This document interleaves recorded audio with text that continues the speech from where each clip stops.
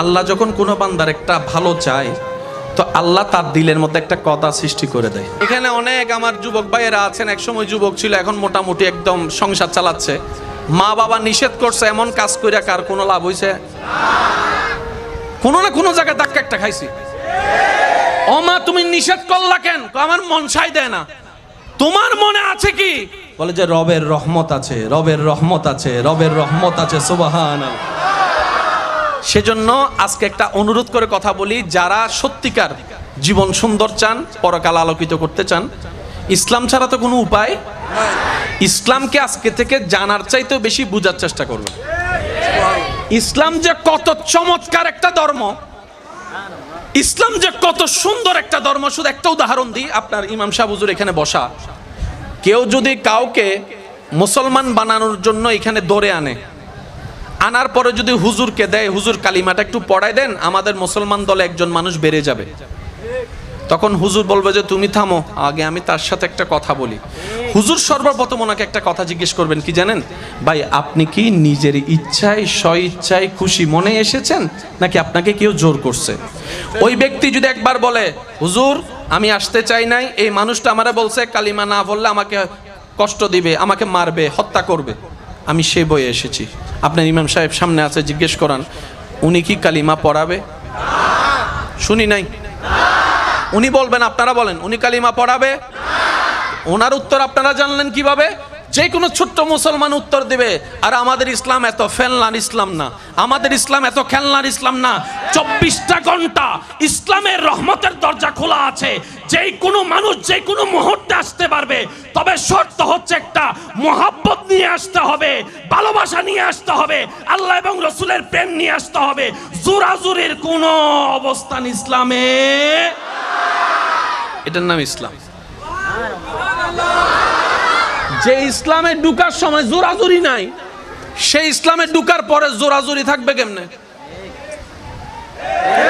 নামাজ পড়লে গুনাহ না সওয়াব?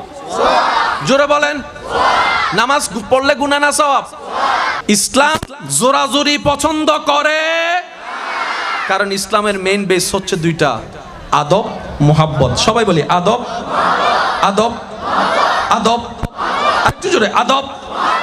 এই দুইটা জিনিস যার প্রত্যেকটা কাজে থাকবে, তার প্রত্যেকটা কাজেই সুন্দর হয়ে যাবে। সুবহান। এমনকি সংসারও সুন্দর। জামাই বউর হজ্জও শেষ, ডিভোর্সও আর করা লাগবে না, শুধু দুইটা জিনিস আনেন। সেটা কি? স্ত্রীর কাজ হচ্ছে স্বামীকে সম্মান আদব করা, আর স্বামীর কাজ হচ্ছে আদবের সাথে স্ত্রীকে মায়া করা, মহাব্বত করা। পৃথিবীর 80% ডিভোর্স শেষ হয়ে যাবে ইসলামের এই ফর্মুলা যদি মানা শুরু করে। কথা বলেন ঠিক কিনা? পৃথিবীর সবচাইতে দামি সৃষ্টি আমরা। জোরে জোরে। পৃথিবীর সবচাইতে মূল্যবান সৃষ্টি আমরা। সৃষ্টি জগতের সবচাইতে দামি উম্মত আমরা। আমাদের চাইতে দামি আল্লাহর কাউরে বানাই। জোরে বলেন, বানাই। তাহলে আমার দাম আছে না নাই? আপনার দাম, মর্যাদা আছে, সম্মান আছে। তাহলে আমার একজন সম্মানী, দুনিয়ার সম্মানী ব্যক্তি যদি চিটাং ভার্সিটির প্রফেসরকে যদি গাছতলায় বৈশা এটা করতে দেখেন, আপনি দেখে কি বলবেন? আপনি দেখে কি বলবেন? আপনি বলবেন ভার্সিটির একটা টিচার হয়ে সি আপনি এই কাজ করেন? কারণ আপনার সম্মানের সাথে কাজটা মানানসই। তো ভার্সিটির টিচারের চাইতো 1000 গুণ সম্মানী রসুলের উম্মত। কুনতুম খায়রা উম্মত, রব্বুল আলামিনের কোরআনের ফরমান। রব্বুল আলামিন বলে আদমের উম্মত আমার বান্দা, মূসার উম্মত আমার বান্দা, ঈসার উম্মত আমার বান্দা, নবী মুস্তাফার উম্মত তোরাও আমার বান্দা। কিন্তু আমি রব্বুল আলামিন কোন উম্মতকে শ্রেষ্ঠত্বর আসন দান করে নেই, শুধু নবী রাহমাতুল লিল আলামিনের নিসবতের কারণে তোরা উম্মতে মুহাম্মাদিকে কুনতুম খায়রা উম্মত বলে শ্রেষ্ঠত্বর আসন দান করেছি, মর্যাদা দান করেছি। সুবহানাল্লাহ। কিন্তু নিজের দাম নিজে না বুঝার কারণে গাছতলায় যাইয়া, নিজের সম্মান নিজে না বুঝা গার্লস স্কুলের সামনে নিজের সম্মান নিজে না বোঝার কারণে 1 মাস বাকি খাইয়া তারপরে রাস্তা পাল্টাই ফেলছে, ওই দোকানদারদের দেখবে যে সেজন্য ওই রাস্তা দিয়ে হাঁটে। আছে না? জোরে বলেন আছে না? আছে না?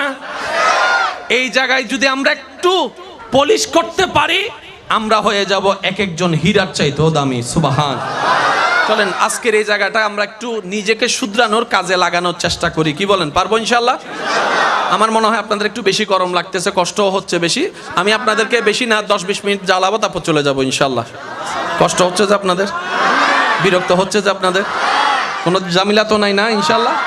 এবার আপনারা আমার দিকে একটু তাকান। যিনি বানালেন সবকিছু, সেই রবের নাম আল্লাহ।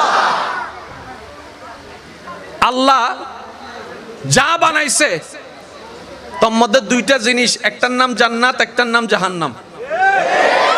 আপনার আমার চাওয়া কোথায় যাওয়া? একটু সবাই বলেন কোথায় যাওয়া? কারো তো কোনো দ্বিমত নাই।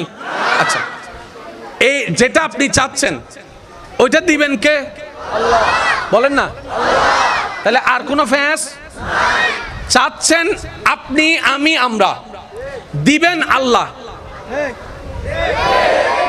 এবার যে যাই করে সেটা পাওয়ার জন্যই তো করে, এটা নিয়ে তো আর কারো কোনো দ্বিমত।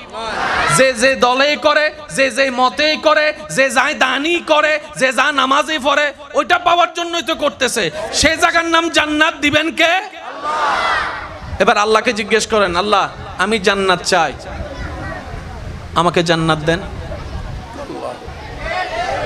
শেষ তো কাহিনী।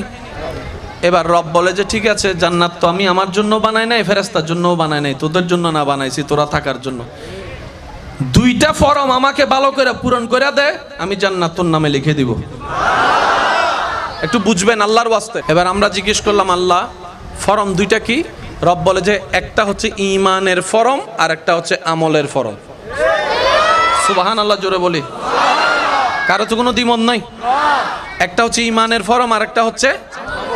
এবার আমরা সবাই মিলে রবকে জিজ্ঞেস করলাম, মাওলা এই ফরম 2টা পাবো কোথায়? অফিস কই? রাস্তার মোড়ে ফরম পাওয়া যায়? রব বলে যে না। তো আল্লাহ ফরমটা পাবো কোথায়? রব বলে যে আমার প্রতিনিধির কাছে যা। ইয়া রব, তোমার প্রতিনিধি কই? কই তোমাদের জন্য যিনি যাকে নবী বানিয়েছি, নবী রাহমাতুল লিল আলামিনের দরবার থেকে ফরম নিয়ে আসো। ফ্যাসের কিছু? জোরে বলেন, ফ্যাসের কিছু? ফরম কয়টা? এবার আমাদের কাছে হচ্ছে ফরম 2টা ভালো করে পরিপূর্ণ করা। ফরম কয়টা? এটা কি আমার জন্য নাকি সবার জন্য? এক ফরমের নাম, জোরে বলেন, এক ফরমের নাম আর এক ফরমের নাম। ফরম কয়টা? আমি মানুষ কয়জন? আপনি মানুষ কয়জন? ফরম কয়টা? তো 2টা ফরমের জন্য জায়গাও কয়টা দরকার? 2টা জায়গা দরকার। এবার আপনারা একটু দেখেন, 5 ওয়াক্ত নামাজ যারা পড়েন, নামাজ পড়তে যান, এই নামাজটার নাম আমল। নামাজটার নাম আমল। আর যে বিশ্বাসে আপনি অন্য কারো নাম না নিয়ে আপনি বলছেন আল্লাহু আকবার, এটার নাম ঈমান।